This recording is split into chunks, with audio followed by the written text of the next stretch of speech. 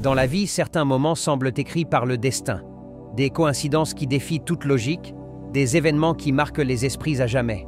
Aujourd'hui, nous plongeons dans une histoire aussi fascinante qu'émouvante, celle de personnalités qui ont quitté ce monde, le jour même de leur anniversaire. Une date censée célébrer la vie, transformée en un adieu tragique. Qui étaient ces figures emblématiques? Quelles histoires se cachent derrière ces destins hors du commun? Restez avec nous pour découvrir ces récits bouleversants. Et si vous aimez les histoires qui mêlent mystère et émotion, n'oubliez pas de liker et de vous abonner pour ne rien manquer.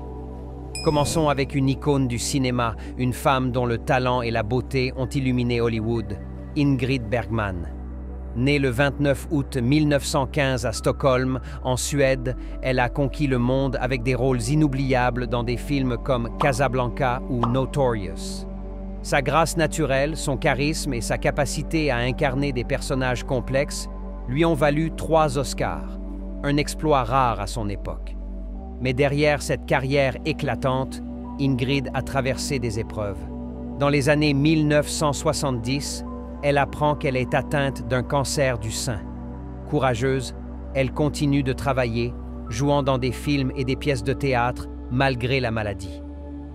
Le 29 août 1982, le jour de ses 67 ans, Ingrid s'éteint paisiblement à Londres, entourée de ses proches. Une fin douce, presque poétique, pour une femme qui a marqué l'histoire du cinéma. Ce qui rend son histoire si particulière, c'est cette coïncidence troublante. Quitter ce monde le jour où elle y est entrée. Certains y voient un symbole, comme si sa vie avait formé un cercle parfait. Et vous, qu'en pensez-vous? Dites-le nous en commentaire. Sidney Bechet, né le 14 mai 1897, cet homme a révolutionné le jazz avec son saxophone soprano et sa clarinette. Son style vibrant, empreint d'émotions brutes, a fait vibrer les foules du monde entier, de Paris à New York. Sidney était un pionnier. Dans les années 1920, il a été l'un des premiers à populariser le jazz en Europe, où il a trouvé un public passionné, notamment en France. Mais sa vie n'a pas toujours été facile. Entre les tensions raciales aux États-Unis et une carrière marquée par des hauts et des bas, Sidney a dû se battre pour imposer son art. En 1959, alors qu'il vit à Paris, il apprend qu'il est atteint d'un cancer du poumon. Le 14 mai, jour de ses 62 ans, Sidney Bechet s'éteint dans la ville qu'il aimait tant. Son départ, le jour même de son anniversaire, a laissé ses fans en état de choc. Mais son héritage reste immortel. José Cabrero Arnal, un nom qui évoque des souvenirs d'enfance pour beaucoup. Né le 6 septembre 1909 en Espagne, Arnal est le créateur de Pif le chien, un personnage adoré des lecteurs du journal L'Humanité et du magazine Pif Gadget. Mais la vie d'Arnal n'a rien d'un conte pour enfants. Pendant la guerre civile espagnole, il combat dans les rangs républicains, puis est interné dans des camps en France après la victoire de Franco. Ces années d'épreuves forgent son caractère et son art. Dans les années 1940, il commence à dessiner et en 1948, Pif le chien voit le jour, devenant un symbole de joie et d'humour pour des générations de lecteurs. Le 6 septembre 1982, le jour de ses 73 ans, José Cabrero Arnal s'éteint à Antibes, en France. Sa mort, le jour de son anniversaire, semble presque souligner l'incroyable résilience de cet homme qui a transformé ses douleurs en créations pleines de vie.